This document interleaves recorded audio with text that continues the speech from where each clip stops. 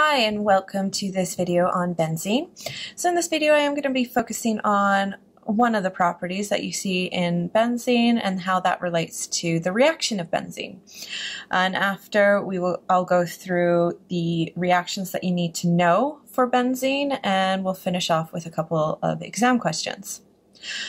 So you can see two skeletal forms of benzene, so this one here or that one there. So either skeletal diagram is okay. And when you do a mechanism for the reaction of benzene, you can use either or, but I would recommend that you choose one mechanism. So choose the mechanism for one of those structures and just be consistent. That just stops you from getting confused and having too many different ways of doing something. So limit it to just one of the mechanisms. When I go through the reaction, I will show both, and then just use the one that works best for you. Now, the reason why we have this diagram over here is because there are actually two resonant forms of benzene. So I've drawn them both here, and you can see that the double bond can be in this position that you see in that first diagram or that position, and they both exist. So what we end up doing sometimes is drawing this hybrid. So this is the hybrid of those two resonant forms. And now that happens because the electrons are delocalized. And the delocalization of the electrons does make the electron density in the pi bonds lower in benzene than what we would see in an alkene, which does mean that benzene is not as reactive as an alkene. So if we look at an alkene, we'll do it over here. So ethene, now that double bond is going to be an area of high electron density in this molecule, which means if we have an electrophile like bromine, so we'll have an induced dipole. So if we have an electrophile like bromine that approaches this molecule, it is going to be attracted to that area of high electron density, and that reaction will take place spontaneously. Now, because we have a lower electron density in our benzene ring, although you will have the reaction with something like bromine, it does not happen spontaneously with benzene. Okay, so whereas with the alkene, that reaction happens spontaneously, it doesn't happen spontaneously when the molecule approaches a benzene ring, which means in a lot of our benzene reactions, we are going to need some sort of carrier or something that will activate the ring to encourage the reaction. Okay, so we will be focusing on looking at what carrier is used, and you do actually need to know them for your exams. All right, so if we start with that reaction of benzene and bromine. Okay, so I'm going to erase this. So we're adding a halogen, so this is a halogenation with benzene.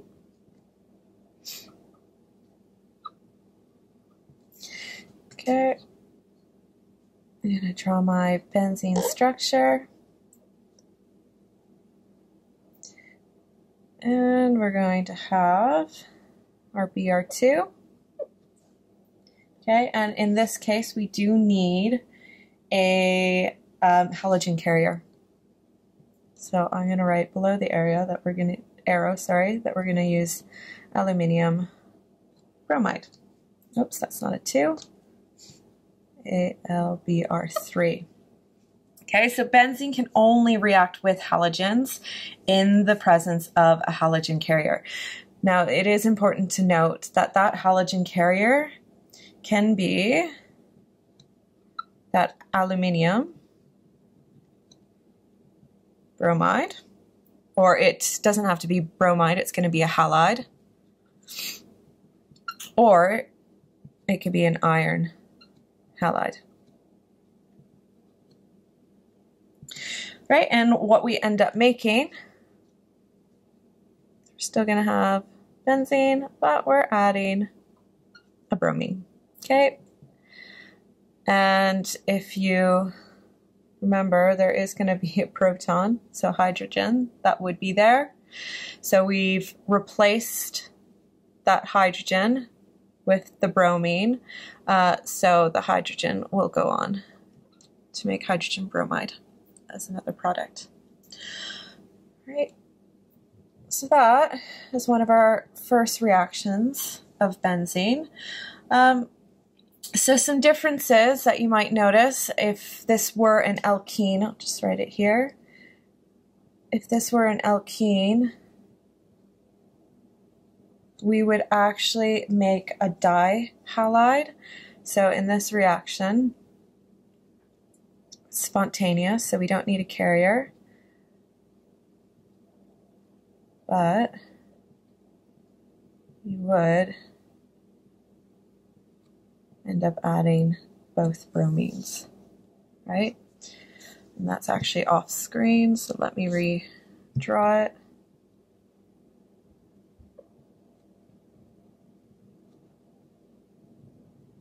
There we go, just as a quick reminder of the halogenation of an alkene, you would make a dibromoethane, okay?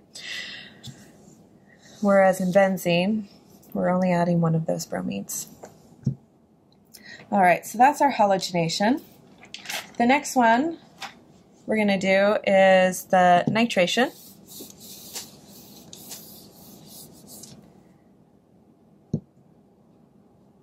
So nitration of benzene, and I am going to go through the mechanism of this reaction. Okay. All right, so there are a couple things to note. I'm going to do the overall equation and then we'll break it down.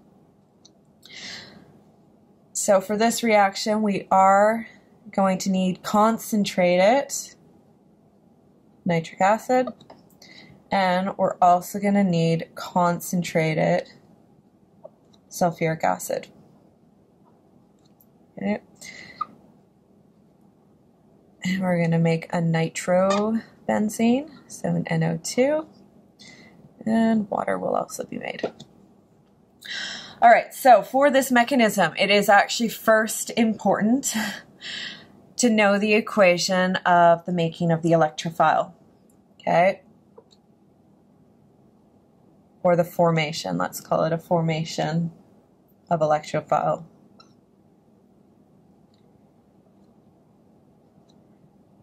Now you don't need to know the use of curly arrows for this, but you do need to know the equation.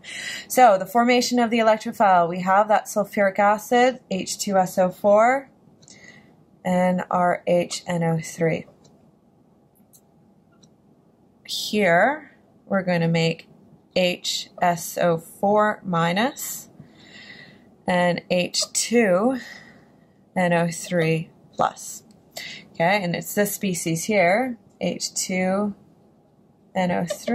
plus, which goes on to our NO2 plus and H2O. So that there is our electrophile. Okay, so that's the making of our electrophile. And you will need to know these equations for the making of that electrophile.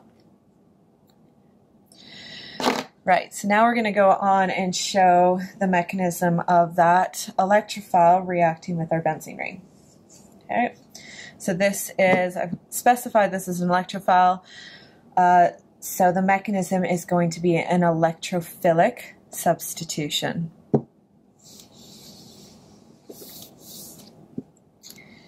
All right, so we'll start with showing that hybrid mechanism. So we have our electrophile, NO2, the nitrogen has a plus. And we're just going to show from the delocalized area, we're going to show the area or sorry, the curly arrow. Actually, I'm going to change my curly arrow. It's leaving from the middle. It's going to very clearly point to that nitrogen. Sorry, that got a little bit messy. Okay, and actually it isn't clearly pointing, so let's just not be lazy and make it nice and clear. Okay, all right, so our intermediate from there is going to show that we've broken one of those double bonds, and we're going to have a carbocation.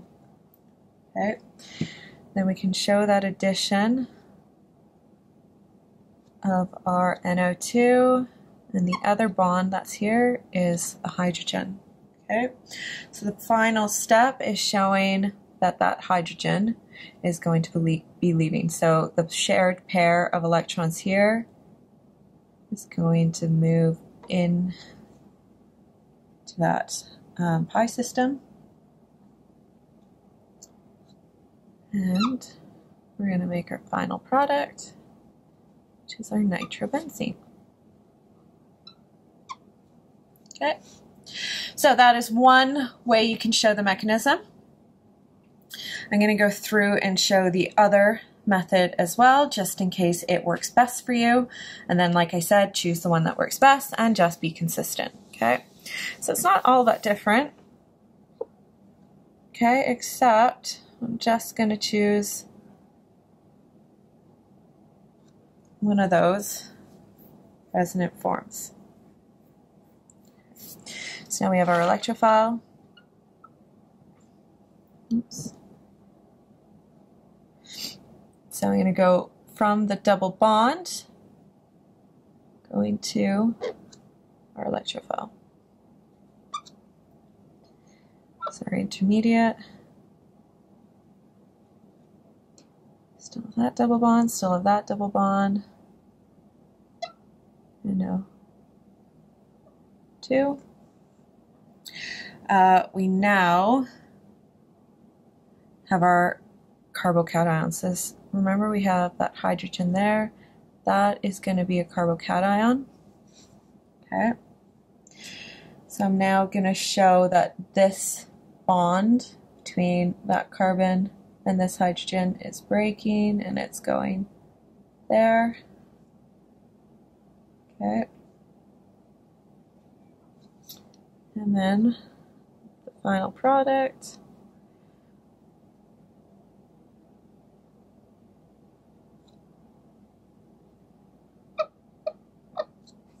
There we go. All right, so that is the other mechanism. Now, like I said, use the one that you're going to be most confident with. Either one works. This one shows, and maybe it's a little bit easier for understanding that movement of electrons and why the other one works. But you, in an exam, you can use either one. So you can use either skeletal diagram for your benzene. All right, so that is our nitration of benzene. Okay. So the next two reactions I'm going to look at are the fetal cross reactions. So fetal cross. Okay, and the first one is a look at that alkylation. All right, so if we think about alkylation, that word alkylation, we have alkyl, which means we're going to add an alkyl group. Okay, so we're substituting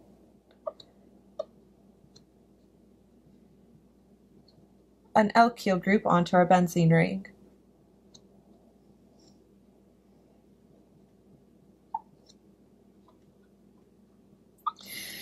Often you can see alkyl groups represented as just R, and really that's an any length carbon chain.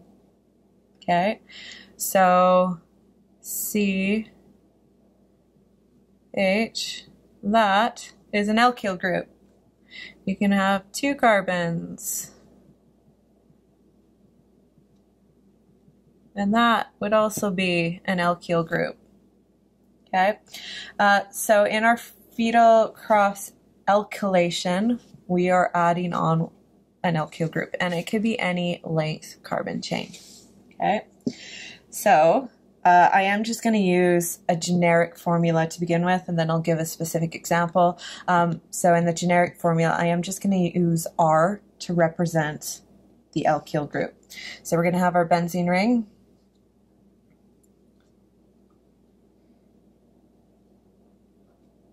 You're going to have your alkyl group, bond it to a chloride,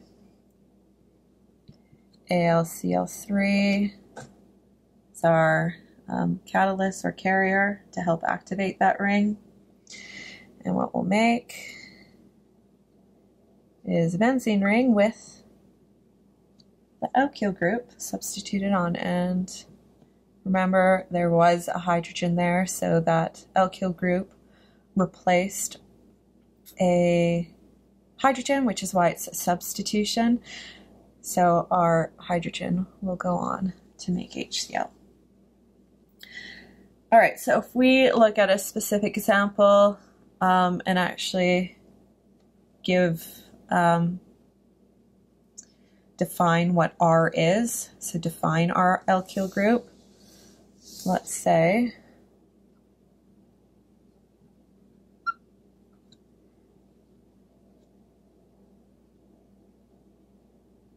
actually, let's just do skeletal because, let's be honest, they're easier.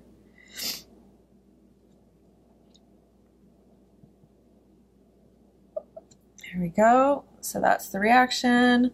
Now the product, it's this chloride that's going to come off. So we're going to be adding 1, 2, 3 carbons. Oops, that's not a benzene ring.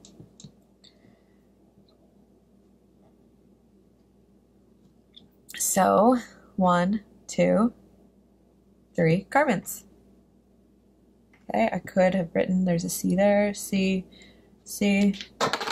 That third carbon is what's binding to the chloride. So C, C, C. All right, so I'm going to erase those. So that's our fetal cross alkylation. So the other fetal cross that you need to know is the acylation. So I'm going to do that one next.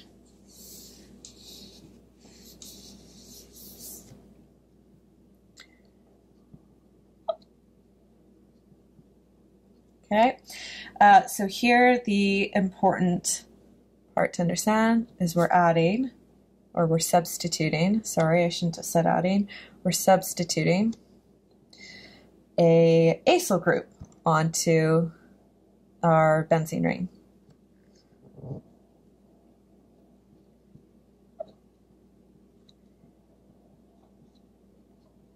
Okay, and your acyl group is going to be a carbon double bonded to an oxygen. Okay, so we're going to have some length carbon chain and our carbon double bonded to oxygen. Okay, so that's our acyl group. So if we show an example, and again, I'm just going to do generic first. Again, that's not a benzene ring.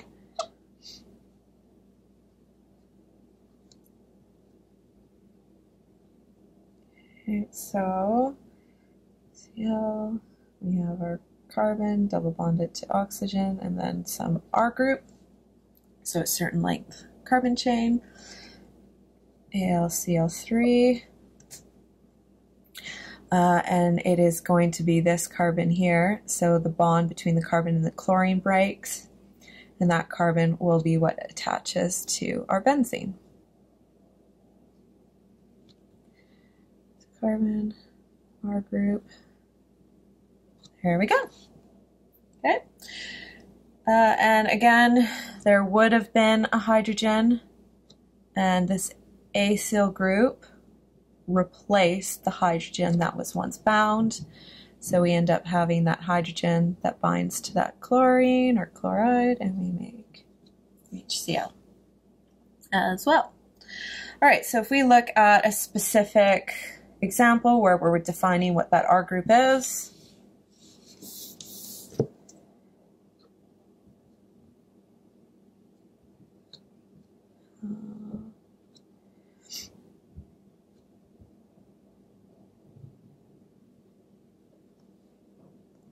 AlCl3, so looking at the result of this, 1, 2, 3, 4 carbons, 1, 2, 3, 4 carbons, and that is where our oxygen was. So on that carbon there, which is that one there. All right, so that is your fetal cross acylation. So if we look at an exam question now, and actually what I would like you to do is maybe just pause the video and go and write out that mind map that I'd introduced in the first video. Okay, so if you just take the time now, write out the mind map. I know we're focusing on benzene reactions, and those were not in the mind map to begin with, but in any synthesis question, you could have more than one reaction, and you probably will have more than one reaction. So go write out that mind map, and we will use it. So there it is. All our reactions, like I said, the benzene reactions are not on there. If you would like to add them on, okay, so if you want to modify your mind map and you want to add on the benzene reactions, by all means, do that. Okay, I just didn't do that because I wanted this to be a little bit more simplified, but by all means, you can add on those benzene reactions. Okay, make it your own. All right, so let's look at an exam question. Here we go. Draw the structure of the missing compounds in the boxes and add the missing reagents on the dotted lines. All right, so let's break this down. The first step, we had our benzene ring. We can notice what's been added on is a carbon chain with that double bond. So that is related to what we just done, where we've added an acyl group. Okay, so it could be worth your while just making notes on your exam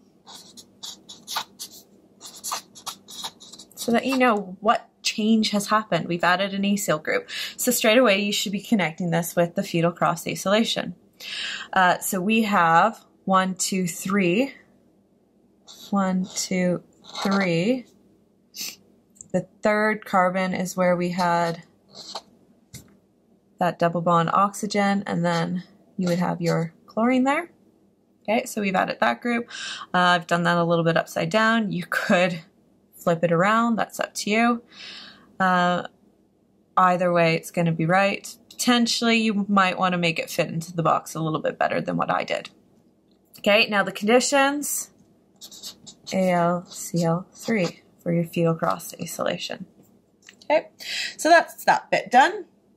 So the next one is looking at what happened from this intermediate going to our next intermediate or our next compound.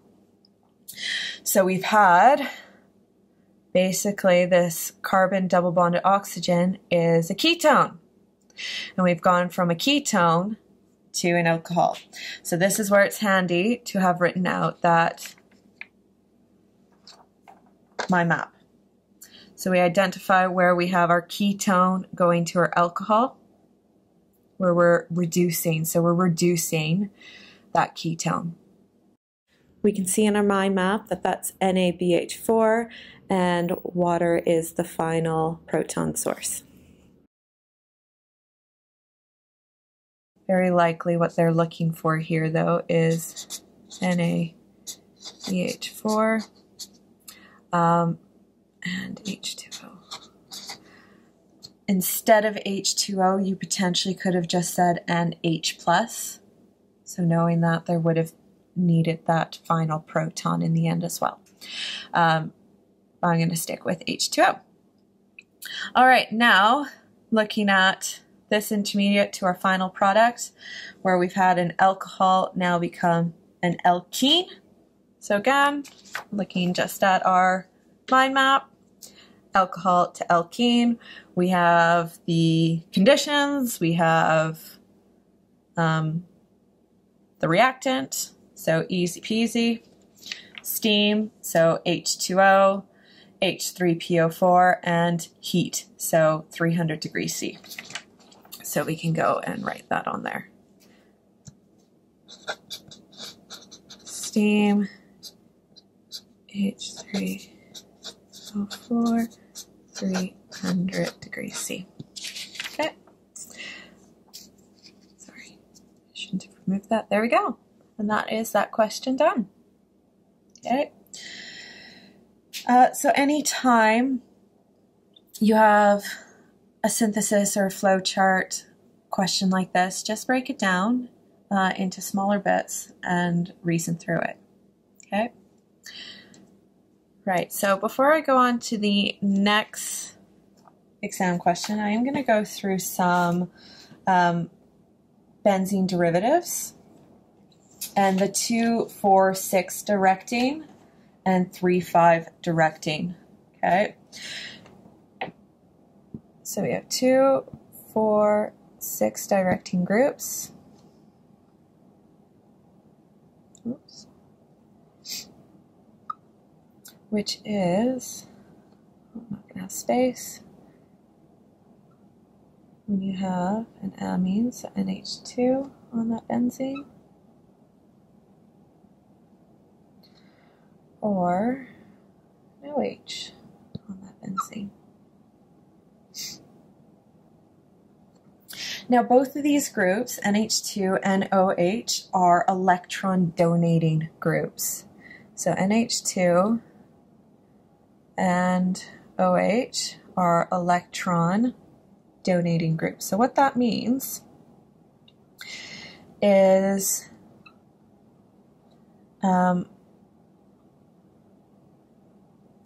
their electrons can be donated into this benzene ring system. Okay, and that will make there be a higher electron density on the positions 2, 4, and 6.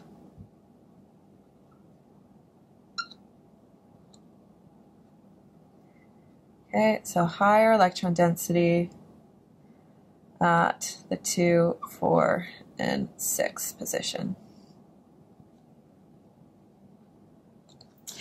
Okay, which means those are the positions that are more likely to react. Okay, and then if we have a substitution reaction that takes place, or anything that's going to react onto that benzene, it will be added to the 2, 4, or 6 position. So if we just look at, let's see, bromination, so reacting these with bromine, you would need excess bromine. Okay, so with that one there, bromine ring, or sorry, not bromine, benzene ring. You'll have a bromine added to the 2, so 1, 2, 3, 4. Off screen, 4, 5, 6 position, and it's the same thing with this one here. Now we're going to talk a little bit more in the next video on this particular molecule, so phenol. Okay, but I'm not going to go much more into it here. All right, so that's our 2, 4, 6 directing groups. And then Y, okay, just that change in electron density. So next, let's look at our 3, 5 directing group.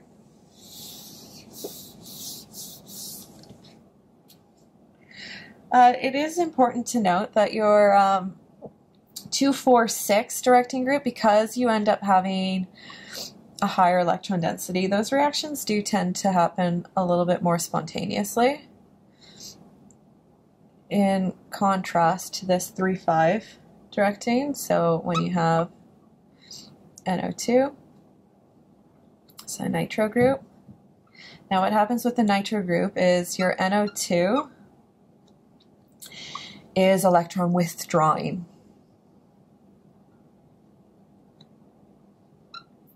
So this is pulling electrons out of that pi system, so away from the benzene ring.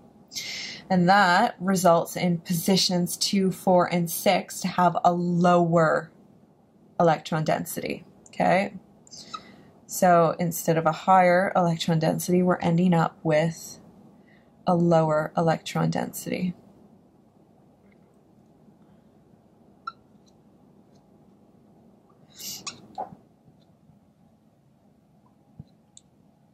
All right, so that 2, 4, 6 have a lower electron density, which means anything that's reacting with this molecule is not very likely to react in any of those positions, which means they will react in the 3, 5 position instead. But it also means, because we're withdrawing electrons, it does mean that this nitrobenzene, you are going to need some sort of carrier to help this reaction go on. So if we looked again at bromination, so Br2, you are going to need something to encourage that reaction. So Al, Br3. Actually, I'm going to change this so it goes this way so that we can actually see what's going on. So above the arrow, Br2. Okay. So our product,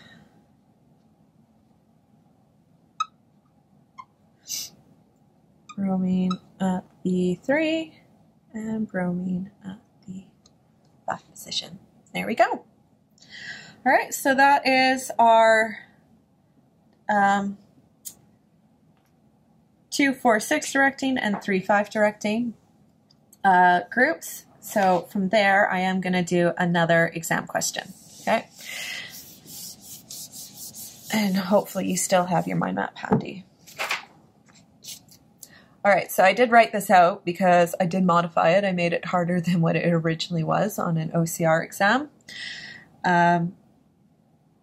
But hopefully we can still work through it because you potentially could have something this hard. Okay, so you need to prepare yourself be able to do something challenging like this. So complete the full flow chart by showing the missing organic structures in the boxes, naming the mechanism, and stating the reagents on the dotted line. All right, so first thing, we're going to look at what we started with, and we're going to look at our final product so that we know where we need to go. So first thing you should notice is that nitro group, NO2, has been reduced to an amine. Okay, so we know at some point we need to reduce our NO2 to an NH2. Okay, the other thing to note is we've added a bromine. Okay, or we've substituted on a bromine. So bromination has also taken place. So does the bromination happen first,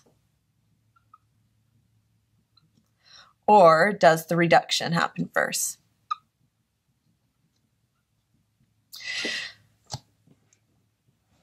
Oh, that's not even on screen. So let's move this over. Not that it was massively important, but we have our two reactions, bromination and reduction. So which is going to happen first? So if we think this through, we know NO2 is a 3,5 directing.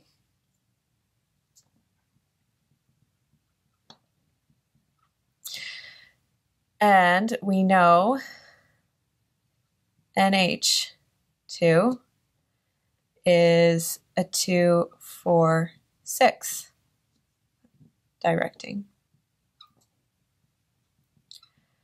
the bromine has been added to the 1, 2, 3rd carbon.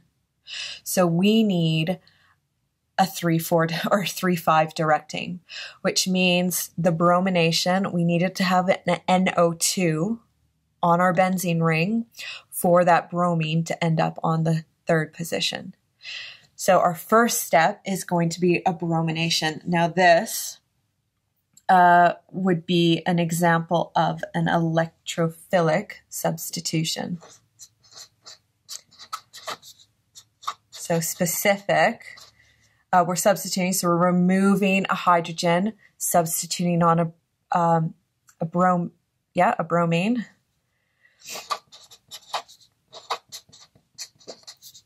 And it originally would have been attracted to an area of electron density. Okay, so electrophilic. So it's something attracted to the electrons, and we're substituting it on. They potentially would have accepted bromination. Okay, but you're never going to be wrong if you fully specify the type of substitution. Okay, so electrophilic substitution, thinking back to our reagents, well, we need Br2. This is an electron withdrawing group, so we also need the AlBr3. Okay, so those are our reagents for the first step. Now our intermediate, that nitro group is still there, but we would have substituted on a bromine in that 3rd position, which means our final step is reducing that NO2. Okay, so reduction. If you can't quite remember the reduction, I've lost my mind map. Okay, you can pull out your mind map. Okay, and we have on here your nitroarene being reduced to an amine. Okay, and we need concentrated hydrochloric acid and a tin catalyst. So what we're going to do on here, conc HCl / SN for your tin. You will need both of those. Okay, that's why I'm really stressing that mind map, because you do need all the reactants in an answer. Okay, so you do need both. And what's it called? Well, we said it's a reduction. That is a reduction reaction. And that's that answer, or question answered. Okay. All right, so I hope that was useful. I am going to stop it there. If you have any questions, you can leave some comments. Like I said, the next video is going to be on phenols. It's probably going to be a quite short video. But if ever you need me to elaborate, leave a comment. I'm happy to post a follow-up video, or just answer, if can be, just answer in the comments section. All right. Good luck with your studying. Remember, you are awesome and you totally have this.